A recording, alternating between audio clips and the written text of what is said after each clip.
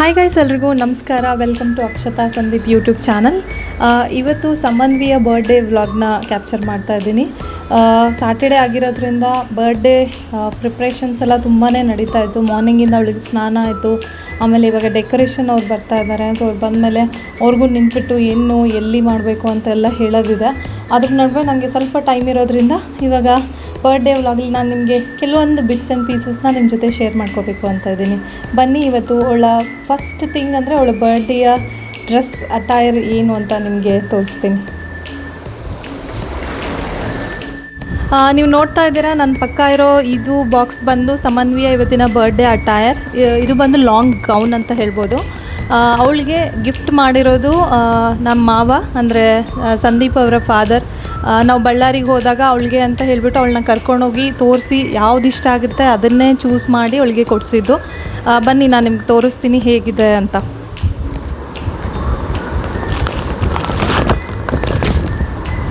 Usually ಏನಂದರೆ ನನ್ನ husband ಮನೆ ಕಡೆಯಲ್ಲಿ ಯಾರೂ ಗರ್ಲ್ ಬೇಬಿಗೆ ಒಂದು ಸ್ಪೆಷಲ್ ಟ್ರೀಟ್ಮೆಂಟ್ ಅಂತ ಹೇಳ್ಬೋದು. ಬಿಕಾಸ್ ಏನೇ ಗರ್ಲ್ ಥಿಂಗ್ಸ್ ನೋಡಿದ್ರೂ ಇವ್ರ ಪೇರೆಂಟ್ಸ್ ಯೂಶಲಿ ಸಮನ್ವಿಗೆ ತೊಗೋಬೇಕು ಅಂತ ಕಾಲ್ ಮಾಡಿ ವಿಡಿಯೋ ಕಾಲಲ್ಲೆಲ್ಲ ನಮ್ಗೆ ತೋರಿಸಿ ತರ್ತಿರ್ತಾರೆ. ನಾವು ಹೇಳ್ತೀವಿ ಅಂದರೆ ತುಂಬಾ ಫ್ರಾಕ್ಸ್ ಎಲ್ಲ ಬೇಗ ಮಕ್ಕಳು ಬೆಳೆಯೋದ್ರಿಂದ ಅವ್ರಿಗೆ ಹೈಟ್ ಮ್ಯಾಚ್ ಆಗೋಲ್ಲ. ಅದಕ್ಕೆ ತುಂಬ ತರಕ್ಕೆ ಹೋಗಬೇಡಿ ಅಂತ ನಾವೇ ಸಜೆಸ್ಟ್ ಮಾಡ್ತೀವಿ. ನೋಡ್ತಾ ಇದ್ದೀರಾ, ದಿಸ್ ಇಸ್ ದ ಗೌನ್.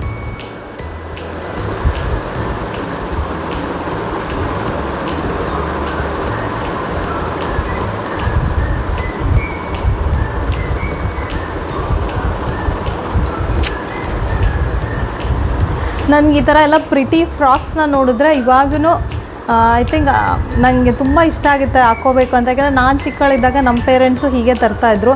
ನಮ್ಮ ಪೇರೆಂಟ್ಸ್ ಕೂಡ ಅವರೂ ಗಿಫ್ಟ್ ತಂದಿದ್ದಾರೆ. ಸೊ ಐ ಥಿಂಕ್ ಸಮನ್ವಿಗೆ ಒಂದು ಗುಡ್ ಥಿಂಗ್ ಅಂದರೆ ಎಲ್ಲರಿಂದ ಗಿಫ್ಟ್ ಸಿಗೋದ್ರಿಂದ I think she is very happy to celebrate her birthday. ನಮ್ಮ ಪೇರೆಂಟ್ಸ್ ಸೆಲೆಬ್ರೇಷನ್ಗೆ ಬಂದಿದ್ದಾರೆ. ಅತ್ತೆ ಮಾವ ಕೂಡ ಬರೋರಿದ್ದರು. ಬಟ್ ಅವರು ಊರಲ್ಲಿರೋದ್ರಿಂದ ಲಾಸ್ಟ್ ಮಿನಿಟಲ್ಲಿ ಅವ್ರಿಗೂ ಏನೋ ಕೆಲಸ ಇರೋದ್ರಿಂದ ಅವರು ಬರೋಕ್ಕಾಗಲಿಲ್ಲ. ಬಟ್ ಅಟ್ಲೀಸ್ಟ್ ಅವರು ಕೊಟ್ಟಿರೋ ಗಿಫ್ಟ್ ಇವತ್ತು ಸಮನ್ವಿ ಹಾಕೋತಾಳೆ ಅಂತ ಹೇಳ್ಬೋದು.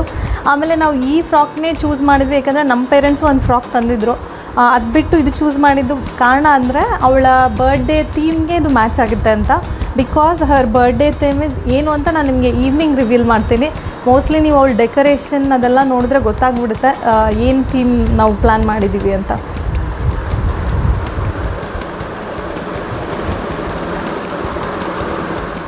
ಇವಾಗ ನಾನು ಸಂದೀಪ್ ಹೊರಗಡೆ ಹೋಗ್ತಾ ಇದ್ದೀವಿ. ಏನಂದರೆ ಲಾಸ್ಟ್ ಮಿನಿಟಲ್ಲೂ ಏನೋ ಒಂದು ಇರುತ್ತೆ ಅಂತ ಹೇಳ್ತಾರಲ್ಲ, ಅವಳದು ಬರ್ಡೇ ಥೀಮಿಗೆ ಮ್ಯಾಚ್ ಆಗೋ ಥರ ನಾನು ಒಂದೇನೋ ತಂದಿದ್ದೆ ಪ್ರಾಡಕ್ಟು. ಅದು ಇವಾಗ ಅವಳಿಗೆ ಹಾಕಿದ್ರೆ ಸೂಟ್ ಆಗ್ತಾಯಿಲ್ಲ. ಬಟ್ ನನಗೇನು ಅಂದರೆ ಅವಳಿಗೆ ಯಾವ ಥರ ಅಂದ್ಕೊಂಡಿದ್ದೀನೋ ಹಂಗೆ ಕಾಣಬೇಕು ಅಂತ ಹೇಳಿಬಿಟ್ಟು ಇವಾಗ ಮತ್ತೆ ಹೋಗ್ತಾ ಇದ್ದೀವಿ.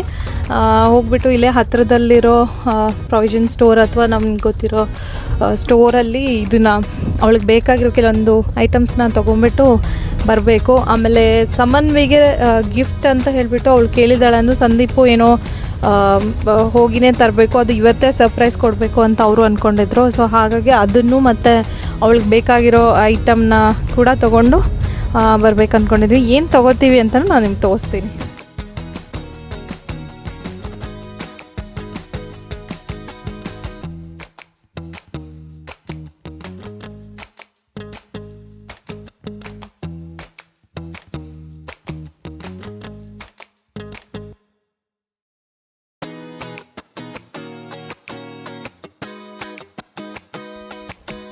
ಇನ್ನು ನೋಡ್ತಾ ಇರೋದು ಇದು ನಮ್ಮ ಕಮ್ಯುನಿಟಿಯ ಕ್ಲಬ್ ಹೌಸ್. ಲೆಫ್ಟ್ ಸೈಡಲ್ಲಿ ಒಂದು ಪೂಲ್ ಇದೆ ಆ್ಯಂಡ್ ಇದು ಎಂಟ್ರಿ ವೇ.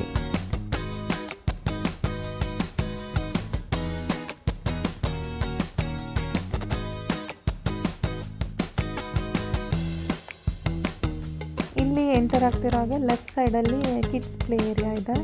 ಸೊ ಇಲ್ಲಿನೇ ಸಮನ್ವಿ ಮತ್ತು ಅವಳೆಲ್ಲ ಫ್ರೆಂಡ್ಸು ಆಲ್ಮೋಸ್ಟ್ ಆಡ್ತಾ ಇರ್ತಾರೆ. ಇನ್ನು ಒಳಗಡೆ ಎಂಟರ್ ಆದರೆ ಒಂದು ರಿಸೆಪ್ಷನ್ ಏರಿಯಾ ಇದೆ, ಒಂದು ಪಾರ್ಟಿ ಹಾಲ್ ಇದೆ, ಲಿಫ್ಟ್ ಇದೆ, 2 ಫ್ಲೋರ್ ಇದೆ. ಮೇಲ್ಗಡೆ ಒಂದು ಪ್ಲೇ ಏರಿಯಾ ಇದೆ, ಅದರಲ್ಲಿ ಸ್ನೋಕರ್ ಮತ್ತು ಟೇಬಲ್ ಟೆನ್ನಿಸ್ ಆ ಥರ ಕೆಲವೊಂದು ಬೋರ್ಡ್ ಗೇಮ್ಸ್ ಇದೆ. ಆಮೇಲೆ ಒಂದು ಜಿಮ್ ಏರಿಯಾ ಇದೆ, ಹಾಗೆಯೇ ಒಂದು ರಿಫ್ರೆಶ್ಮೆಂಟ್ ಏರಿಯಾ ಇದೆ, ಅದರಲ್ಲಿ ಸೌನಾ, ಜಿಮ್ ಮತ್ತು ಸ್ಟೀಮ್ ಅದೆಲ್ಲ ಆಪ್ಷನ್ಸ್ ಇದೆ.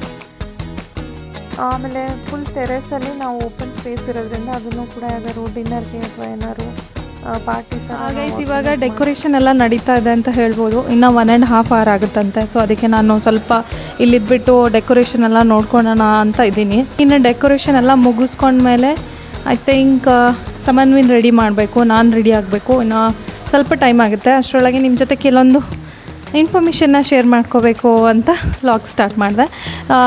ನನ್ನ ಹಿಂದ್ಗಡೆ ಇರೋದು ಸಮನ್ವಿ ಪ್ಲೇ ಏರಿಯಾ ಅಂತ ಹೇಳ್ಬೋದು.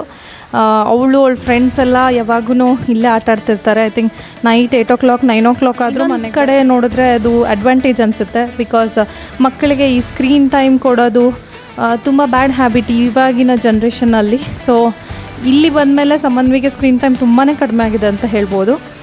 ಆಮೇಲೆ ಇನ್ನೊಂದು, ನಾವು ಕಮ್ಯುನಿಟಿಯಲ್ಲಿರೋದ್ರಿಂದ, ಸೇಫ್ಟಿ ಇರೋದ್ರಿಂದ, ಸೆಕ್ಯೂರಿಟಿಯವರು 24/7 ಇರೋದ್ರಿಂದ ಇವಳು ಎಷ್ಟೇ ಲೇಟಾಗಿ ಹೊರಗಡೆ ಆಟ ಆಡ್ತಾಯಿದ್ರು ನಮಗೆ ಟೆನ್ಷನ್ ಅನಿಸಲ್ಲ. ಇಲ್ಲೇ ಕ್ಲಬ್ ಹೌಸಲ್ಲಿರ್ತಾಳೆ ಅಥವಾ ಯಾರ್ದಾರು ಮನೇಲಿರ್ತಾರೆ ಆಟ ಆಡ್ಕೋತಾ. 8-9 ಆದರೂ ನಾನು ಹೋಗಿ ಹುಡ್ಕೊಂಬರ್ಬೇಕು.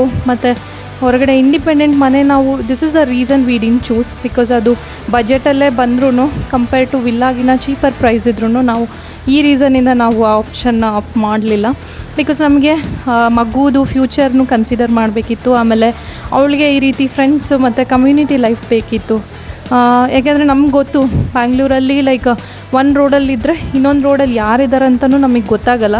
ಸೊ ಕಮ್ಯುನಿಟಿ ಆದರೆ like we feel like one family ಥರ. ರೀಸನಿಂದನೂ ನಾವು ಈ ರೀತಿಯಾಗಿ ಒಂದು ಕಮ್ಯುನಿಟಿಯಲ್ಲಿ ಲಿವ್ ಮಾಡಬೇಕು ಅಂತ ಡಿಸಿಷನ್ ತೊಗೊಂಡ್ವಿ. ಇವತ್ತಿಗೆ ನಂಗೆ ಅನ್ಸುತ್ತೆ it's the one of the best decision. Because not only for us, because ಕಿಡ್ಸಿಗೂ it gives a safety and also ಅವ್ರಿಗೆ ಒಂದು ಫ್ರೆಂಡ್ ಸರ್ಕಲ್ ಅಂತ ಸಿಗುತ್ತೆ. ನಮಗೂ ಪೂಜೆ ಈ ಥರ ಎಲ್ಲರೂ ಸಿಗೋದ್ರಿಂದ I think it gives a good feel. ನನಗೆ ಐ ಥಿಂಕ್ ಈ ಜನ್ರೇಷನಲ್ಲಿ ಇಟ್ ಈಸ್ ರಿಕ್ವೈರ್ಡ್ ಅಂತ ನನ್ನ ಅನಿಸಿಕೆ.